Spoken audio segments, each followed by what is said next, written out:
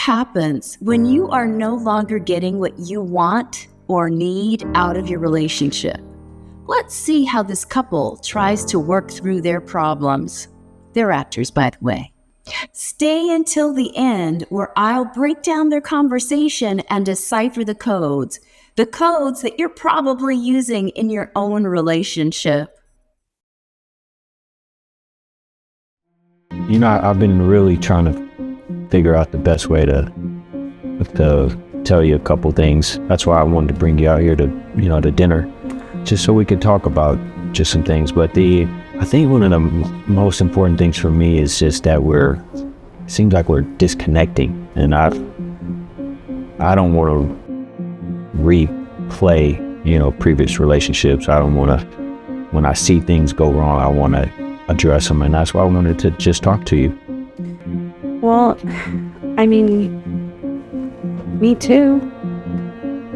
You're feeling the same way? Well, yeah, but the way you're saying sorry. The way you're saying this, it's like you're saying about old relationships, but this isn't an old relationship. This is a new relationship.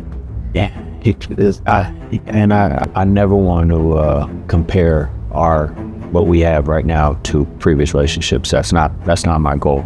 But when I see things that went wrong before for me, and I spot them again, I want to address them, because I don't want to go down the same road. And that's really what I just feel like we're going in two separate directions. Wait, are you trying to break up with me? No, not at all.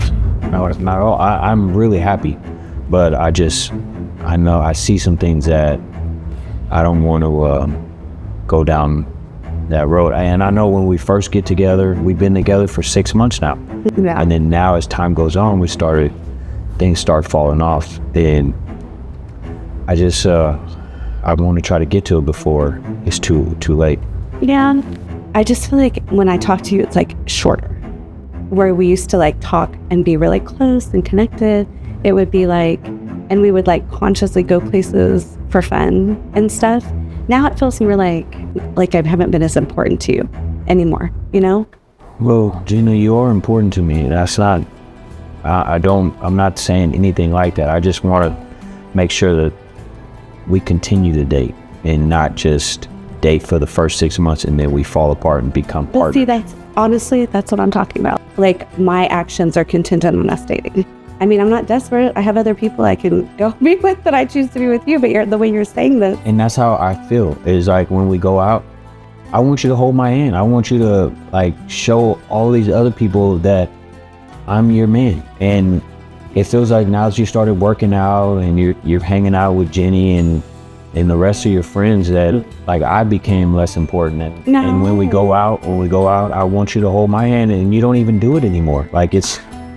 Well, you're usually like walking ahead of me. I mean, how am I supposed to be like, what am I going to like chase you and grab your hand? I mean, what are you thinking? It's like I'm not even there. That's how I feel. Well, I have a great time with you. We're going to have to work extremely hard for this relationship, because we have zero invested, and we don't have a house. We don't have anything common. It's just a friendship that turned into a relationship. As soon as I start feeling like any type of disconnect, we have no sustained power there's nothing to keep us. Yeah. I know, but shouldn't it just be easier? Yeah. Like, if we're really meant to be together, shouldn't it just be easier? Yeah.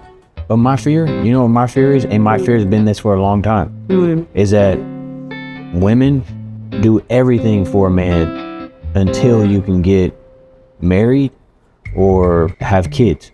And that's what I'm starting to see. Like, yeah, you're dating. Yeah, you're giving me everything I want. Yeah, let's go out to eat. Let's go to vacations. Let's everything. And then it just goes away. Like, we haven't done anything. We haven't done anything in the past at least month. I mean, I agree. That's what I'm complaining about. I feel like I told you in the beginning, like, hey, in my past relationship, which I'm doing it now too, I realize, but it's like we didn't do special things. Like, went on important dates. It's like, I just feel like I was taking for granted, and now it's like, it's already happening again. And I just thought you were going to be different about it. And it's like, I am trying. I mean, you told me you like these favorite foods. I brought them to you as a surprise. I thought you'd be happy, and you were just like, you didn't even react. Like, you're just like... No, I was tired probably from work. I mean, I work all the time. I mean, I get that, but you were always working even in the beginning. I really don't want to lose you. But I don't want to lose you either. But it's... we have a great time when we're together. But I feel like we've almost run out of gas, and we're only 6 months in.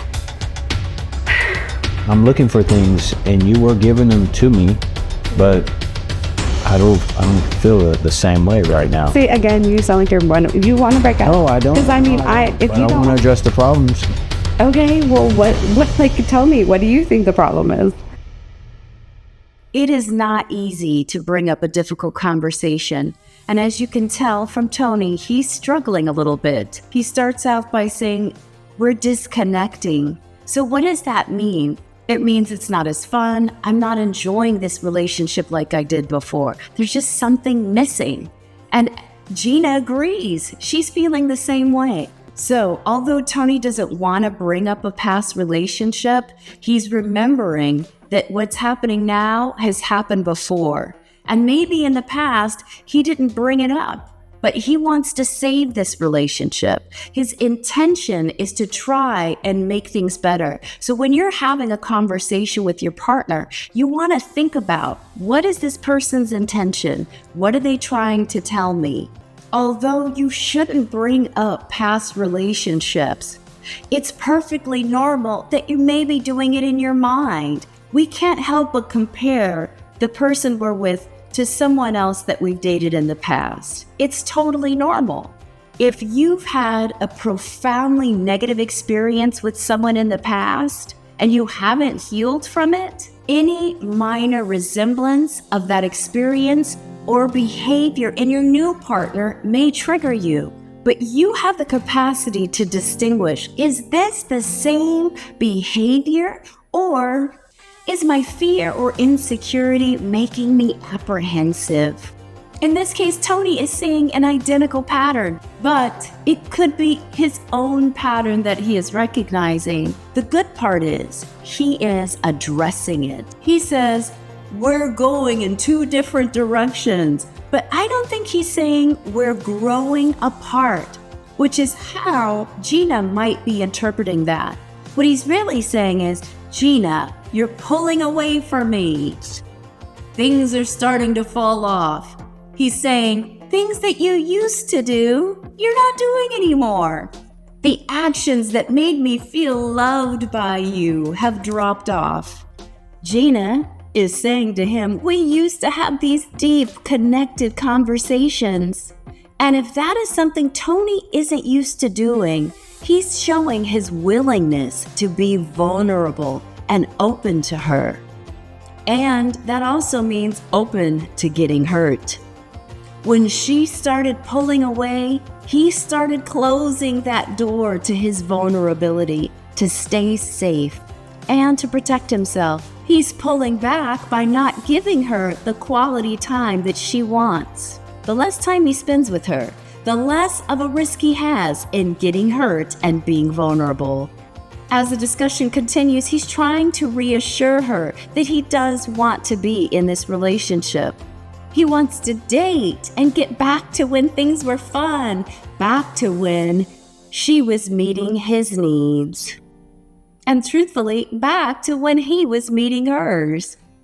Then she says to him, well, you act like my actions are contingent upon us dating. And the translation of that is, it's all my fault, and if I change, everything will be perfect, but you don't have to do anything at all.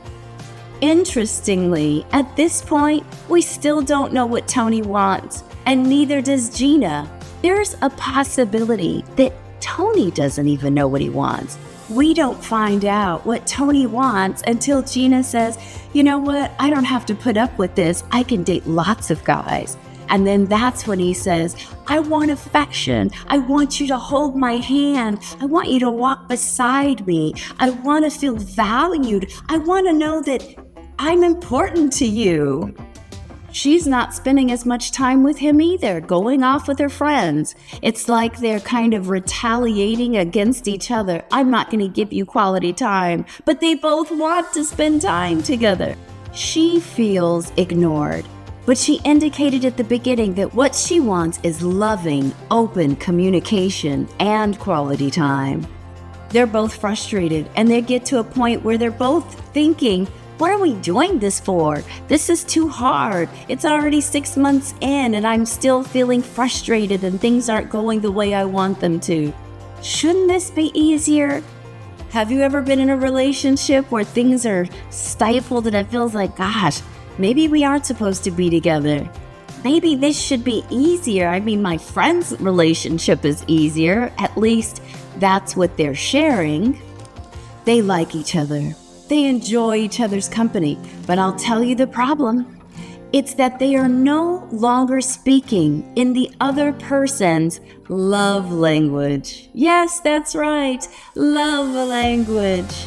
I'm sure you've heard of this before, and if you haven't, I'm going to tell you what it is now. There are 5 love languages. 1 is spending quality time with that other person. That may be your highest love language. You spend lots of time with me, I'm gonna feel loved. 2, acts of service. Something's wrong with this car and she takes it in for an oil change. Acts of service. 3, words of affirmation. Quality communication. You're beautiful. You're handsome. Wow. You are so intelligent. It's so great what you did. They're so lucky to have you at your job. Making someone feel valued and important. 4, gifts. Someone goes on a business trip and they bring something back for you. And 5, and the most important one for a lot of people, touch. Affection. Loving. Touching, love and affection. So, how do Gina and Tony solve this problem? Well, they start by having a conversation about what they really want and what they really desire from that other person. And it might be a little difficult to put it into words at first, but Tony could say, you know what? I love it when you, and then fill in the blank. Hold my hand, you put your arm around me, you tell me I'm important, you tell me that I mean something to you.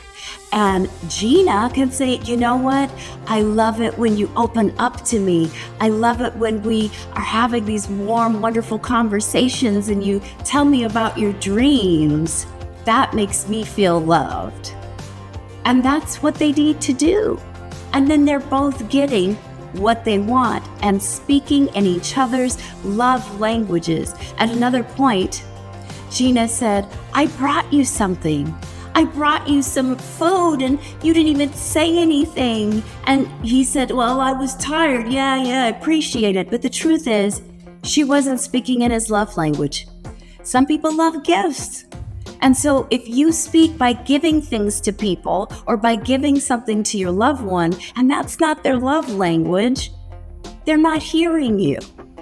They're not hearing you. And you can see that you can have all of this communication. There's a lot of talking going on, but you're not reaching the other person. A relationship is about compromise. When we're happy and we're getting what we want, it's more likely that we are going to give it to the other person. You have to make your needs and requests known.